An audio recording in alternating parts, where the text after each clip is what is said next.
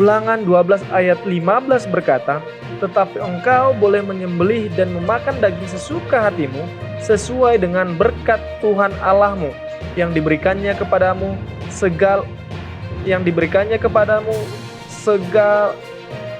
segala tempatmu. Orang najis ataupun orang tahir boleh memakannya, seperti juga daging kijang atau daging rusa." Apakah ini berarti bahwa binatang apa saja boleh dikorbankan termasuk binatang haram? Terima kasih, silakan pendeta. Terima kasih untuk pertanyaan ini. Memang kita sudah pernah menjawab tentang pertanyaan tentang binatang yang haram dan binatang yang halal, tapi belum berdasarkan ayat ini. Jadi termasuk pertanyaan yang baru lah ini ya. Betul, pendeta. Ulangan pasal yang ke-12 adalah tentang tempat ibadah bagi orang Israel. Tempat ibadah. Perhatikan bahwa di dalam ayat di pasal ini, contohnya di ayat 10 dan ayat 11, dijelaskan apa yang mereka akan buat di rumah Tuhan.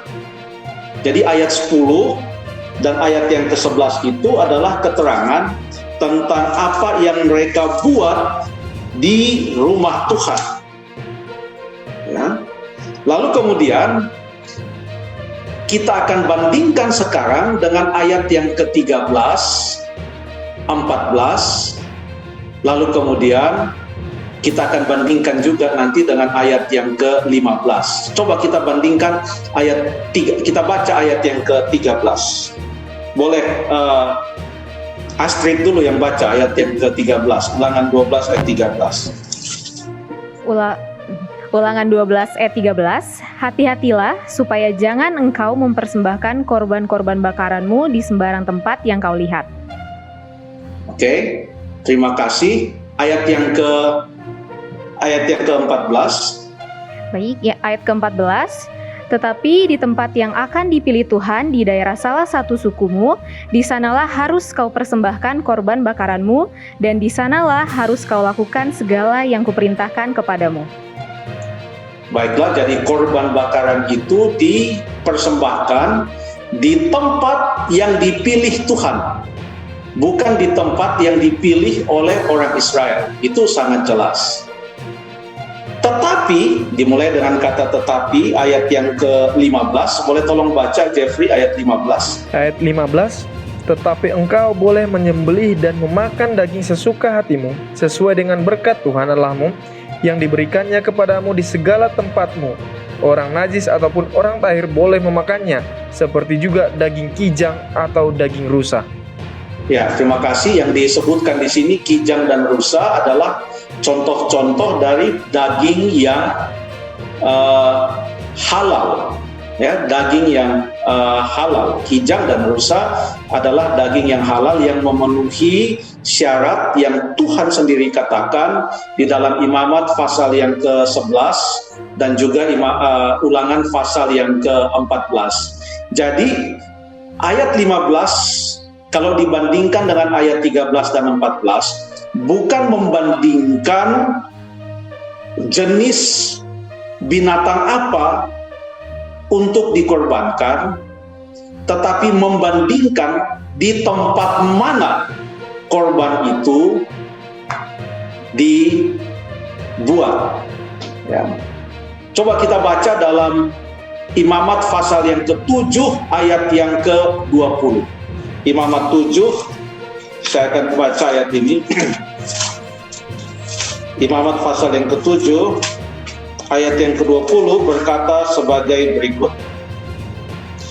"Tetapi seseorang yang memakan daging dari korban keselamatan yang untuk Tuhan, sedang ia dalam keadaan najis, haruslah nyawa orang itu dilenyapkan di antara bangsanya."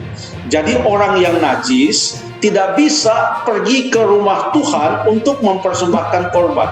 Ada aturan-aturannya. Najis karena apa, berapa hari, setelah itu harus ditahirkan terlebih dahulu, baru kemudian ikut mempersembahkan korban. Ini mengajarkan bahwa kita perlu menganggap serius dosa itu. Itu adalah semua ilustrasi yang Tuhan tanamkan kepada bangsa Israel.